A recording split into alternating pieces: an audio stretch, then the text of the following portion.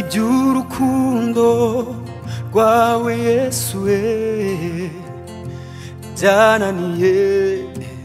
byananiye kubyumva mpora mbisoma nkabyumva babyigisha nkabikurikira ariko sinyurwa byibaza ku manywa nageze ubwo Yesu ashimwe mahoro n'imigisha n'ibibane namwe nishimiye kongera kugaragara imbere yanyu Imana nibagire neza kandi nibishimire kandi komeze kuduhana umugisha nk'uko bisanzwe ikiganiro ni neza y'Imana TV intego y'iki kiganiro ni uguhumuriza abarushye n'abaremerewe bacitse intege babandi babona yuko Imana itagishoboye babona yuko Imana idakora ndetse n'abandi Imana yagiriye neza kongera kubasubizamo ibyiringiro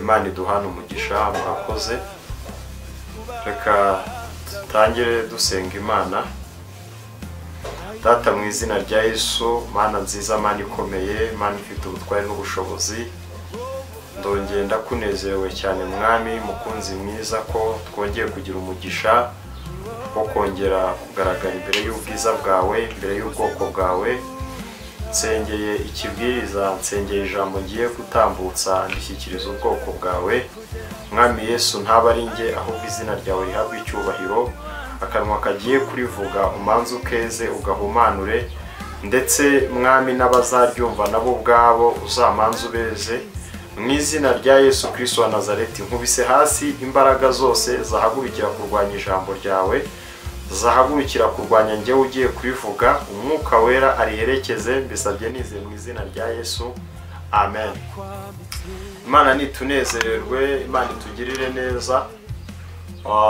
ni ibihe bitari byoroshye bari bamaze iminsi batambona ntabwo narindi mu bihe byiza maze iminsi ndwaye ndi mu ntege nkeya z'umubiri ariko uyu munsi ndabatangariza ko nongeye kugaruka Imana iduhana umugisha Imana itugirire neza ntabwo navuga yuko byari byoroshye nabonye ukuboko kw'Imana mbona imbaraga z'Imana nshimiye abantu bagiye batandukanye abansengeye abagiye bamba hafi Imana ibaha umugisha kandi bagiriye neza mu buryo bugiye butandukanye aho muri hose data abaha umugisha nakanya rero mfashe kugira ngo nge nawe dusangire ijambo ry'Imana kugira ngo nge nawe twongere twibaze ngo umugambi w'Imana ku muntu ni uwuhe icyo Imana ishaka ku muntu ni ikihe icyo Imana ishaka kubo yahamagaye muri iyi minsi ya nyuma muri iyi minsi igoye ni ikihe kintu Imana ishaka ni ikihe kintu Imana igukeneyeho weho uyu munsi wa none rero muri iyi minsi ya nyuma turimo turagenda tubona byinshi turimo turagenda duhura na byinshi itorero ry'umunsi wa none ni itorero Satani yinjiriye cyane ni itorero njya mbona abantu benshi cyane yaba bo nagiye mpurira nabo kuri radio Umucyo nabo tugenda durira muri iki kiganiro abagenda banyandikira benshi bafite ibikomere by'abahanuzi bafite ibikomere byo mu nsengero rimwe na rimwe kumva ngo narindi kuri radio nteze amatwi umukozi w'Imana atanga nimero amaze kumpa nimero aha mpahereye nimero ngira ngo mpuye n'umukozi w'Imana duhuye hari benshi cyane bagiye basambanya hari benshi cyane bagiye baka amafaranga mu buryo bugiye bugayitse ni ibintu byose dukwiriye kureba aka kanya ni ibintu dukwiriye gutekereza tugashungura tukareba ngo ni ikihe kintu cyaduha gukomera mu gakiza kikaduha gukomera mu by'uyu mugabo Yesu aduhana umugisha rero nakuzaniye amagambo akomeye ariko nanone ashobora kukugaruramo imbaraga ni ijambo ry'Imana riri muri Matayo ibice 7 ku murongo wa 15 twese dusanzwe turiza ariko uyu munsi rikubere rishya aravuga ngo mwirinde abahanuzi b'ibinyoma bazaho muri basa n'intama ariko imbere ari amasega ryabo ntago ndi butinde n'amagambo afite ubusobanuro bwimbitse nibihe rero turimo twese turimo turebesha amaso. Ubunzi abantu benshi cyane bamaze gucika intege, bamaze kugwa, bamaze kuva mu byizerwa bitewe n'abahanuzi. Nkabanzi abandi bantu benshi cyane bamaze gucika mu nsengero bitewe n'abapastor, bitewe n'iki, ni imbuto cyangwa se ni umuhamagaro mubi bagiye bahura nawo. Nkabanzi n'abandi bantu uyu munsi wa none birirwa hano kuri izi YouTube, birirwa bigisha ariko badafite intego yo kugarura abantu kuri Kristo, badafite intego yo kugarura abantu ku musaraba, ahubwo intego bafite ariko ubw'inda nini n'indamu ari byo bagamije. Ugasanga rimwe na rimwe ibyo bintu rimwe na rimwe biri gukura abantu benshi cyane kuri Kristo. Ariko navuga ngo nimba arahamagawe n'Imana none aka kantu kibuke, ntago abantu, ntago abahanuzi, ntago abapasitoro, ntago abigisha b'ibinyoma bashobora kuba bagukura kuri Kristo, kuko ndakeka umuntu wese uyu munsi wa none wahamagawe n'Imana azi icyatumye ahamagarwa kandi azi n'icyatumye Imana imuhamagara. Rero irindi jambo riravuga ngo hahamagawe benshi ariko hatoranywa bakeya. Ariko icyo nagendereye ndagira ngo nongere nkangura intekerezo za benshi, abantu bari mu buyobe, abantu bari mu nsengero, abantu birirwa bazerera mu bahanuzi, abantu birirwa bagendagenda basenga bajya gupfumaguza, bajya guhanuza. Abo bantu nagira ngo mbabwire ngo ni mwebwe. Hagati y'abahanurirwa n'abahanuzi harimo ikibazo gikomeye gute? Ni ukuvuga ngo yaba abahanurirwa nabo ubwabo bafite ikibazo, kuko uzasanga kenshi na kenshi aribo bantu bashobora kuba bagira umugambi cyangwa se intego yo kugusha bamwe muri ba bakozi b'Imana. Bitewe n'iki? Bamaze kwandura, bamaze kuyoba. Nabo ubwabo, namwe mwaba Kristo mwe, namwe mwabahanurirwa mwe mufite ikibazo, kuko ntabwo uyu munsi wa none Bibiliya hano hepfo iravuga ngo muzabamenyera ku mbuto bera, kuko ntabwo wajya gusoroma igiti kitera imbuto kireba uyu munsi wa none ngo ugende ukizeye imbuto. Ntabwo ibyo bintu bishoboka. Hejuru haravuga ngo munyure mu irembo rifunganye, kuko inzira ijyana abantu kurimbuka ari inzira ngari cyane. Hasi haravuga ngo irembo rifunganye ngo ni inzira y'ubugingo. Iyi nzira y'ubugingo irafunganye ariko iranyuramo abantu bakeya cyane. Hepfo gato haravuga ngo mwirinde abahanuzi b'ibinyoma bazaho muri basa nk'intama, bafite ukuntu basa nk'intama, bafite ukuntu bigira nk'abakristo, bafite ukuntu bigira nk'abantu bahamagawe. Aba bantu kubamenya biragusaba ihishurirwa n'iyerekwa rikomeye cyane. Wenda hari abantu uyu munsi wa none bashobora kuba bazi neza yuko uyu munsi wa none bari mu nzira y'ukuri, nyamara uyu munsi wa none barayobye. Hari abantu uyu munsi wa none biragoye yuko umuhanuzi wahamagawe n'Imana, wavuganye n'Imana, afite kuba yahagarara imbere y'abantu, ngo ahagarare ahamye gukomera kw'Imana, avuge amagambo. Benshi cyane bashishikajwe n'ibitangaza no kwigisha abantu yuko bakira amaviza, yuko bagiye muri Amerika, yuko bakiza indwara. Ariko ugasanga kubwira abantu ngo bave mu busambanyi, bave mu businzi, bave mu buyobe. Ugasanga ubu hari inyigisho nzi muri no minsi ngo zaje ngo z'ubuntu. Izo nyigisho ziri mu matorero agiye atandukanye, mwese murazizi. Ahantu bese ngo twaherewe ubuntu. Hamwe uyu munsi wa none uri gusanga abakristo benshi cyane, abashumba benshi bari kubohora intama bayoboye, bakabwira ngo mugende mujye munywa inzoga, muzinywere mu ngo zanyu, nimurangiza mugaruke muze muba abakristo. Ahantu uyu munsi wa none utari gusanga pasiteri afite gucyaha umunyabyaha, afite gucyaha umusambanyi, ngo amubwire yuko ibyo arimo ari ingeso mbi. Njyewe uyu munsi wa none uhagaze ahangaha, wicaye ahangaha, ndi umuntu umaze kwiga umuhamagara icyo ari cyo. Imana irambwira ngo nimbwira abantu yuko igihe cy'isi cyangwa se igihe cyo kurimbuka kw'isi kigeze. Uyu munsi wa none abantu wabibabwira, njyewe nkizwa muri 70 ingahe Imana ajyaga ivugana nanjye ikambwira ngo igihe cyo kurimbuka cy'isi kirageze. Uyu munsi wa none nuri kuvuka Imana iramubwira ngo isi iri hafi kurimbuka, ariko uyu munsi wa none ntabwo wabibwira umuntu, ntabwo wabyumvisha umuntu. Umuntu arimo ararara mu nzu nziza, akarara muri etaje, agakora bizinesi ze, kugira ngo uzamubwire ngo humura amaso gatoya urebe isi iri hafi kurimbuka, isi igeze ku musozo, ntabwo yabyumva, ntabwo yabyemera. Ariko uyu munsi wa none nta munsi n'umwe uzigera usanga umuntu ufite ubutumwa buzima ngakubwire yuko isi iryoshye, ngakubwire yuko isi imeze neza. Oya, umuhanga wese wo kugira iyerekwa arebe neza tugeze ku musozo w'urugendo. Haleluya. Imana irimo iravugana nawe, nta wundi iri kubwira uyu munsi wa none. Nazanye ijambo rishobora kuba ryahagurutse umupastor akongera agakizwa bundi bushya, rishobora kuba ryahagurutse umuhanuzi akongera agakizwa bundi bushya, rishobora kuba ryafata wa muntu wari umaze igihe kinini cyane ari mu itorero, ari mu ruzerero, ari mu bahanuzi, uyu munsi wa none akaba yakongera agakizwa. Muri make ijambo ndi kuvuga ni ijambo ryongera kutugarura ku rufatiro rwa Kristo. Muri make gukizwa bundi bushya. Imana ishimwe. Haleluya. Bibiliya yavuze ngo mwirinde abahanuzi b'ibinyoma bazaho muri. Aba bahanuzi b'ibinyoma aho mukeka yuko ari ab'ibinyoma, muzasanga rimwe na rimwe abo ngabo barengana, ahubwo abahanuzi b'ibinyoma ari ba bandi mwagize nk'ibigirwamana, ari ba bandi birirwa bababeshya, babashushanya, babereka ibintu bidahari, nyamara mu kuri imbere mu mitima yabo ari amasega aryana, ni ibisimba, ni inyamaswa, birirwa babeshya abantu ibintu bidahari, birirwa babwira abantu ibintu bidahari, aho kugira ngo babwire abakobwa babigisha ejo nibo bari kubasambanya. Haleluya.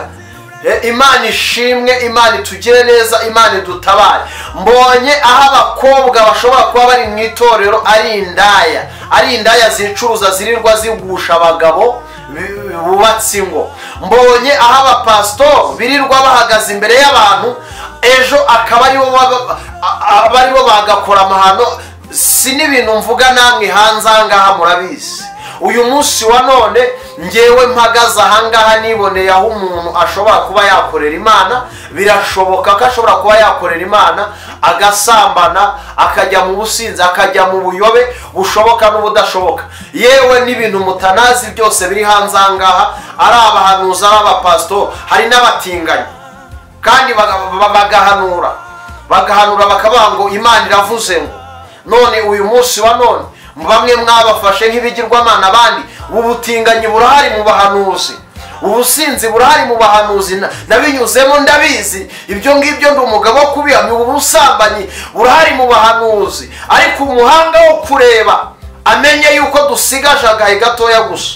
Igihe cyo gutaha ku itorero kirageze, ngiki cyasohoye. Sinzi nimba utahumura amaso ngo urebe, sinzi nimba udashobora nawe kubona ibiri kuba, nimba udashobora kubona ibimenyetso. Indwara z'ibyorezo zaraje, ikizira cyageze ahera, ahantu umugore aryamana n'undi mugore, ahantu umugabo aryamana n'undi mugabo. Sinzi nimba udashobora kubona ibimenyetso biri kutwereka ko umwami Yesu ari hafi kuza. Ariko ndahumura amaso wowe umaze igihe kinini cyane. Hari abasengera hanze, hari abadiaspora, hari abari hano mu Rwanda uyu munsi wa none bacitse intege. Ariko nawe nimba uzi ko wagushijwe n'umuhanuzi, ukaba uzi neza yuko wagushijwe n'umupasitoro cyangwa se umushumba wawe, ndahamya yuko utigeze uhamagarwa n'Imana. Iyo aba wahamagawe n'Imana byakakubereye isomo. Haleluya, haleluya, haleluya. Ndongera kuburira n'ingero z'abapasitoro n'abakozi b'Imana batandukanye yuko ikizira cyinjiye. Abantu b'iyi minsi ya none barimo barasenga, aho muri guhanurira bari kuba bavuye mu bapfumu, bamara kuva mu bapfumu bakaza aho ngaho ngo mubabwire ngo uko Imana ivuze, agasanisha ibyo yakuye kuri uriya mupfumu kwa Sarongo, yarangiza akabihuza n'ibyo umubwiye, akavuga ngo bya bintu ni sawa. Abo bantu bari kubanduza, abo bantu bari kubica. Musenge Imana ibakore ku maso, mwabahanuzi mwe mutari mwandura, kuko ikizira cyinjiye ahera. Haleluya, haleluya, haleluya. Bibiliya iravuze ngo mwirinde abahanuzi b'ibinyoma bazaho muri, bambaye impu z'intama, basa nk'intama, ariko imbere ari amasega aryana. Aba bantu gusayisha, aba bantu bakabije kwiyoberanya, aba bantu bakabije kwitwikira ijwi ry'Imana, ariko ugasanga hari abazakubwira ngo mbere yuko musengera ngo mi gitambo cy'amafaranga ya nayo. Oya, bari abantu ni abakozi ba Satani, ntabwo ari abakozi b'Imana. Hari abandi bazakubwira ngo Imana irimo irambwira ngo tura ituro ry'amafaranga. Ntabwo biriya bintu nta hantu bihurira. Hari n'abandi, hari n'abahanuzi, hari n'abashumba bafata abakobwa bakabwira ngo mwarahumanye, bakabajyana bakabambura ubusa ngo bari kubahumanura, ugasanga barabasambanyije. Iri ni ishyano riri kugwa mu itorero ry'uyu munsi wa none. Ariko icyo nagusaba wowe, aka kanya uzumva aya magambo, humwuka amaso urebe, nyura mu irembo rifunganye. Biravuze ngo kuko inzira ijyana abantu kurimbuka ni inzira ngari, iranyuramo abantu benshi cyane. Abari kuririmba, abari kuzura umwuka wera, abari guhanura, abari kwerekwa, abari gutega ibitambaro, abari gukora amasengesho, ntibigutangaze ko nabiyi nzira y'igihogere bayirimo. Abarefera, abashumba bakomeye, iyi nzira y'igihogere ntibigutangaze ko nabo bayirimo. Bibiliya ngo inzira ijyana abantu mu ijuru ni inzira ifunganye. Inzira ifunganye ngo iranyuramo abantu bakeya. Haleluya, haleluya, haleluya. Mukristo yanyuze mu nzira zikomeye cyane. Ahantu yanyuze mu nzira agitangira urugendo, yahagurukanye n'umugabo umwe wantangaje. Aka kanya njya nibaza aho bitaga Nyamugirya Nino. Barahaguruka baragenda bagera ahantu mu isayo bita Gahinda Gasaza. Bageze mu isayo bita Gahinda Gasaza, Nyamugirya Nino mu by'ukuri yari yahagurutse nk'umuntu wari wizeye yuko ahagurutse nawe agiye mu rugendo. Kandi Mukristo nawe ahaguruka yumvaga yuko ahagurukanye n'inshuti bajyanye mu ijuru. Reka nkubwire, muri uru rugendo uzahura n'abantu batandukanye, uzahura n'abantu b'ingero zigiye zitandukanye, ariko menya iyaguhamagaye, menya iyavuganye nawe. Hari uzagera abantu bakavuga yuko udasenga, ariko wewe n'Imana mubanye muti. Hari uzagera abantu bakaguhamiriza yuko usenga, bakaguhamiriza yuko uri umukristo ubirimo neza, yuko uri umuhanuzi uhanura abantu bagakira, abantu bakabohoka. Ariko jya uhindukira ubaze ngo Mana, ubwo abantu bampamiriza, wewe urampamiriza gute? Ese umutima wawe urakwemeza ko uri umukiranutsi? Haleluya. Muri iyi minsi ya nyuma, muri ubu buhenebere, muri ubu buyobe, nshuti yanjye, ongera ugaruke ku rufatiro rwa Kristo Yesu. Bikubeshya ngo uzasorezwa amasezerano uri mu busambanyi, bikubeshya ngo uzasorezwa amasezerano uri muri izo ngeso mbi. Reka nkubwi, aho hose narahanyuze nta mahoro y'umunyabyaha. Haleluya, haleluya, haleluya, haleluya. Aba bahanuzi b'ibinyoma baragerageza kwitwikira ukuri, ugasanga ahubwo babahanuzi b'ukuri barimo baragerageza kubajomba ibikwasi, cyangwa se bakagerageza kugaragaza yuko aribo bantu bavangiwe.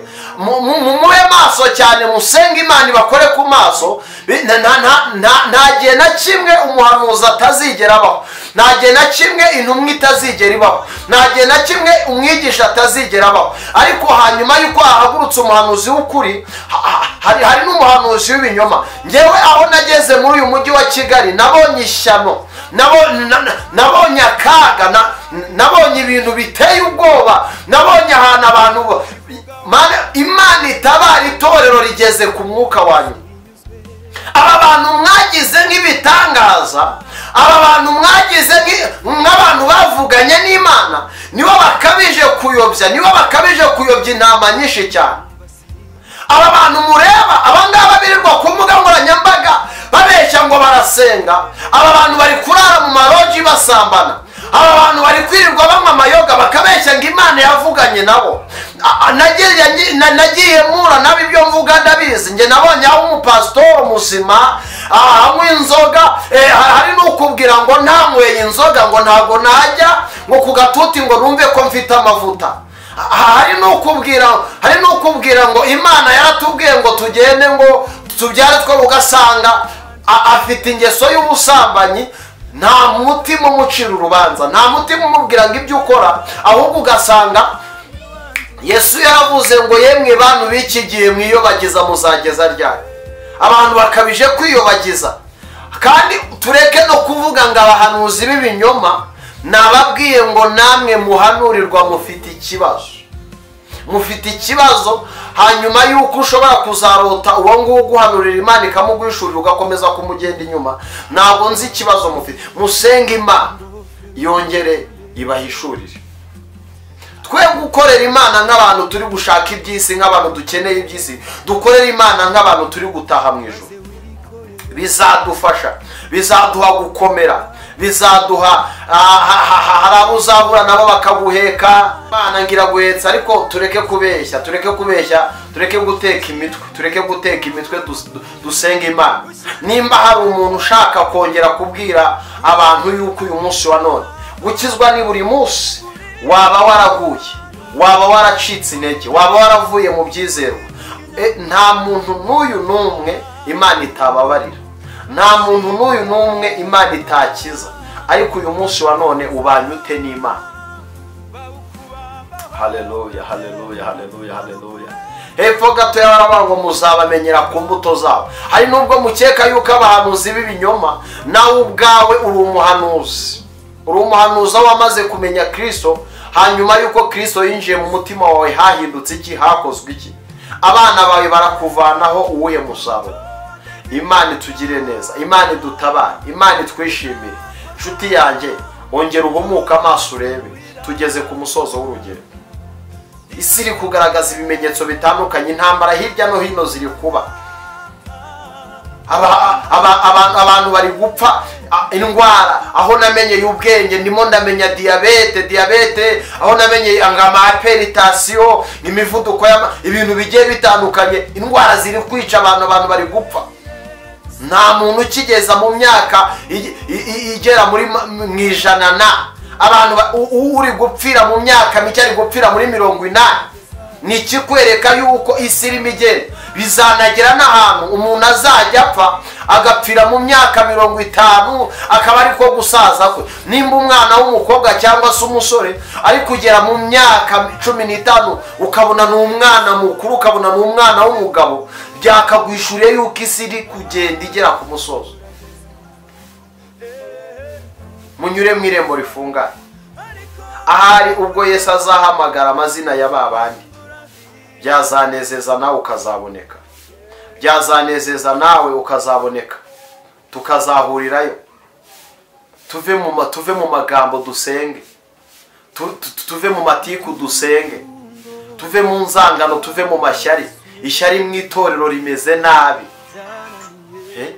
Abantu bahamagawe n'Imana nibo bantu bari guca mu bihe bikomeye cyane. Abantu b'abanyabinyoma muri gusanga ari abantu banezerewe, bashamaye, baryoshye, ugasanga nibo bantu bambaye neza, ugasanga nibo bantu, ariko ugasanga nibo bantu ahubwo bitwikiriye ikinyoma. Kubera iki? Ukorera isi azahembwa nayo, ukorera ijuru azahembwa naryo. Ariko ijambo riravuze ngo mwirinde abahanuzi b'ibinyoma, bazaho muri, bakazaho muri bitwikiriye uruhu rw'intama, nyamara imbere ari amaseka aryana. Nagira ngo mbasaba aka kantu, uyu munsi wa none ongera usenge Imana uyibwire ngo mbere umuyobozi. Kubera iki? Hatabaye Kristo abantu barayobye, abantu bapfuye nabi, itorero rirahindutse. Ariko Kristo ari kweza umugeni. Ne gusoza ntavuze aya magambo, Kristo ari kweza umugeni. Aho uzaba uri hose, waba uri umuhanuzi, waba uri umukristo wayobye ukava mu byizerwa ugacika intege, fatanya nanjye twizere twongeye dusenga Imana itanga imbaraga. Ese urakibuka gusengera itorero? Ese urakibuka kongera kuririra umurimo w'Imana? Hari abantu uyu munsi wa none baguye, ndabona n'ikizira. Ahantu pastor azabona umwana w'umukobwa yambaye ubusa akaza mu rusengero kugira ngo amubwire ngo wambaye ubusa mukobwa, akamubwira ngo icara hariya. Kubera iki? Amafaranga atanga aragiye amugize impumyi, ntago ashobora kureba ngo amenye neza yuko uwo mwana w'umukobwa ashobora kumugira inama ngo akizwe cyangwa se ahinduke. Imana idutabare, Imana itugire neza, Imana iturengere. Uzasanga abantu birirwa bavuga Imana, abantu birirwa basenga Imana, bafite inzangano, bafite karande, bafite umwuka mubi, ugasanga arimo arabeshya abantu ngo nimuze mbabohore, nawe ubwo araboshye.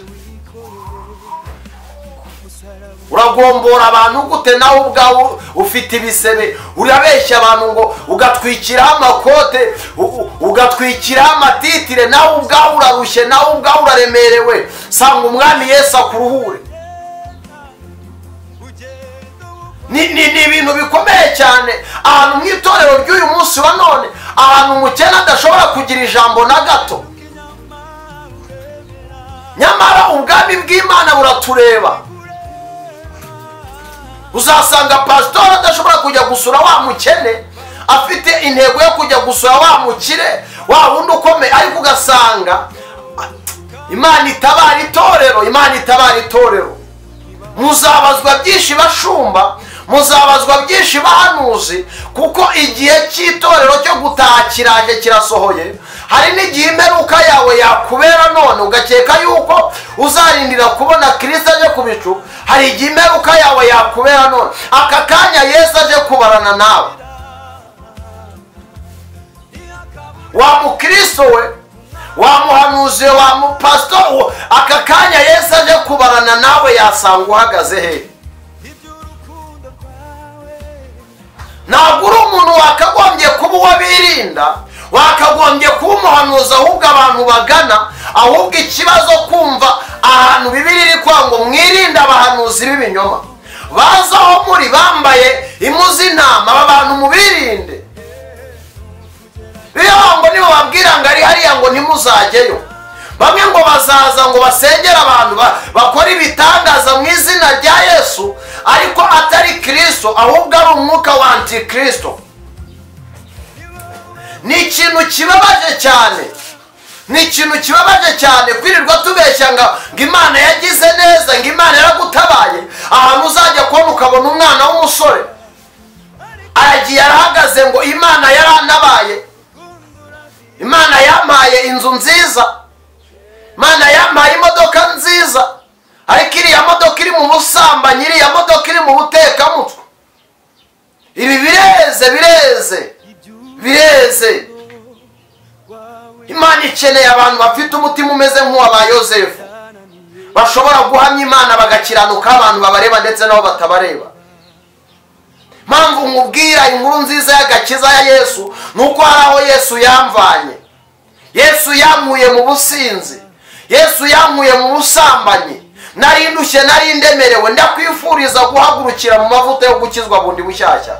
Naje kubwira bya bigugu byo mu itorero, bya bindi babandi babeshya ngo barasenga, babandi babeshya ngo aba bantu nibo naje gutsindagiraho iri jambo, rirakuremerera, rigusharirire, ariko unyemerere riguhindure, unyemerere kugaruye ku rufatiro.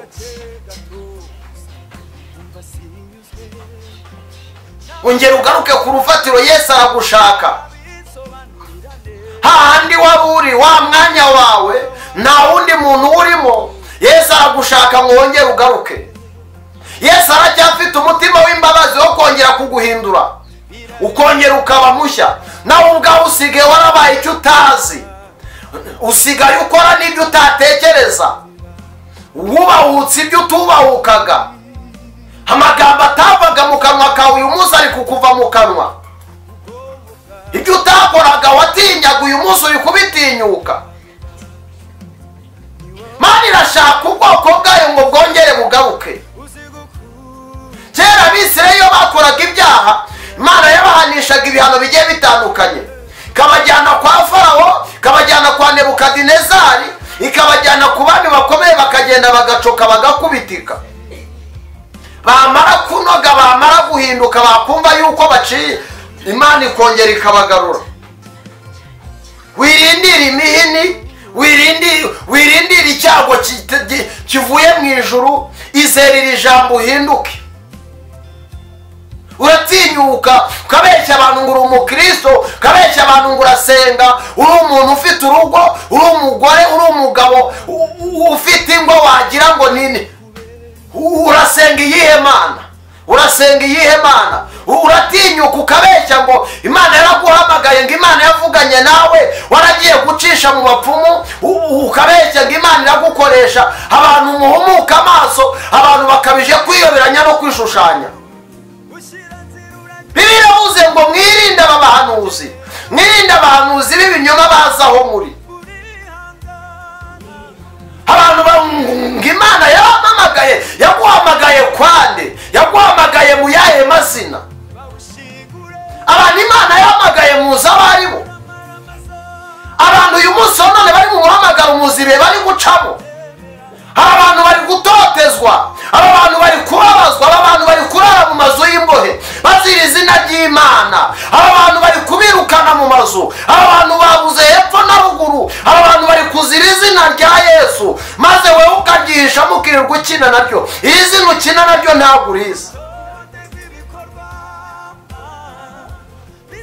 Abantu bararushe, abantu bararemerewe kubera uyu muhamagaro. Rero ngo ni inzira ifunganye.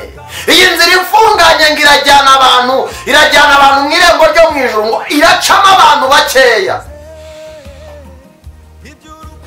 Uyu munsi wa none abo muri gucira iteka ko badakwiriye ubwami bw'Imana, muzatungurwa no kubona aribo babyinjiyemo.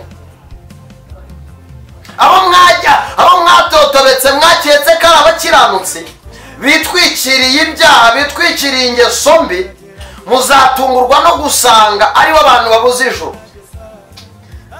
Muririmbyi umwe bita Hakizimana yaririmbye indirimbo ivuga ngo mbese torero, aho mujya mwibuka yuko tuzatungurwa.